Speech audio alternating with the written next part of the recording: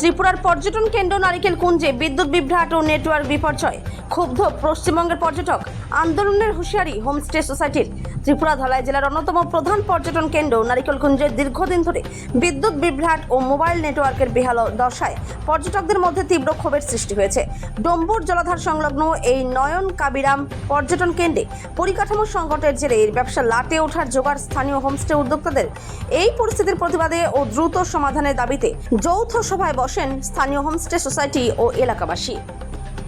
ত্রিপুরা থেকে বিক্রম কর্মকারের report, big news Bangla.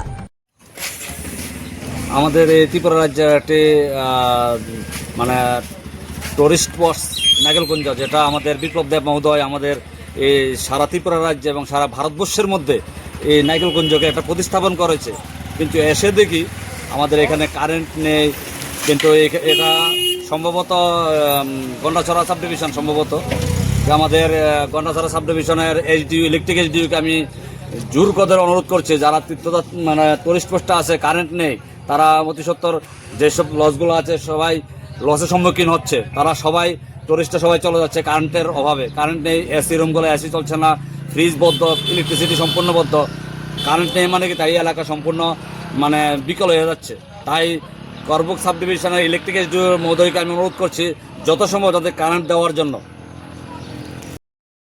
আমি কলকাতা ওয়েস্ট বেঙ্গল থেকে আসছি। এখানে এসছি কারণ প্রথমে ছবি দেখেছিলাম, জায়গাটা খুবই সুন্দর আর খুব আনএক্সপ্লোর্ড, এখনও সেইভাবে খুব একটা এক্সপ্লোর হয়নি। আর যেহেতু আমি এক্সপ্লোর করি বলে ওই জন্য আমি ভাবলাম যে আমি বাবা মার সাথে এখানে এসে খুব ভালো একটা টাইম কাটাই। জায়গাটা এত পিসফুল, এত সুন্দর, এত ভালো। আর স্পেশালি এখানকার যারা স্টাফ, এখানকার যিনি হেড সন্তোষ স্যার, দারুণ, এত ভালো খাবার, সব কিছু খুব ভালো লাগছে। সমস্যা বলতে হ্যাঁ 2-3টে জিনিস আছে যেটা আমার মনে হয় সমস্যা আছে, এবং সেটাকে চেক না করলে ট্যুরিজমটা খুব একটা ভালোভাবে ডেভেলপ হবে না। এই জন্যই বলছি, কারণ আমার অলমোস্ট সবকটা স্টেট ঘোরা হয়ে গেছে ইন্ডিয়ায়।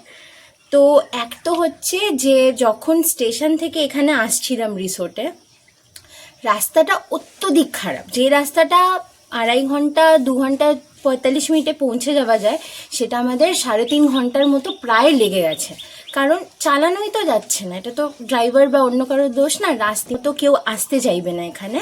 আর এই জায়গাটা ডেভেলপমেন্টের জন্য সেটা একটা হানিকারক ব্যাপার, প্রথম কথা। দ্বিতীয় হচ্ছে যে এখানে কারেন্ট আর নেটওয়ার্কের সমস্যা আছে।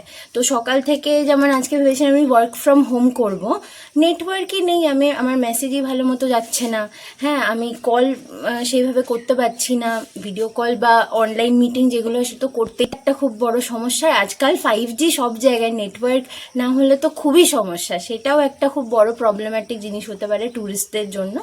আর আরেকটা হচ্ছে যে কারেন্ট আসছে যাচ্ছে, আর এত গরম। হ্যাঁ, এত শান্ত আর ভালো জায়গা বলে আমরা মানে অতটা আমাদের লাগছে না, কিন্তু এরকম করে যদি বারবার কারেন্ট আসে যায় তাহলে তো যে কোনো মানুষ পাগলই হয়ে যাবে গরমের মধ্যে। তো এই কয়েকটা জিনিস আছে, এটা আমার মনে হয় যে the state government as well as the central government should look into if you really want to develop tourism in Tripura and develop Tripura as a whole state. তো এটাই বলবো, this is my request to the tourism department and to the government, respectable government.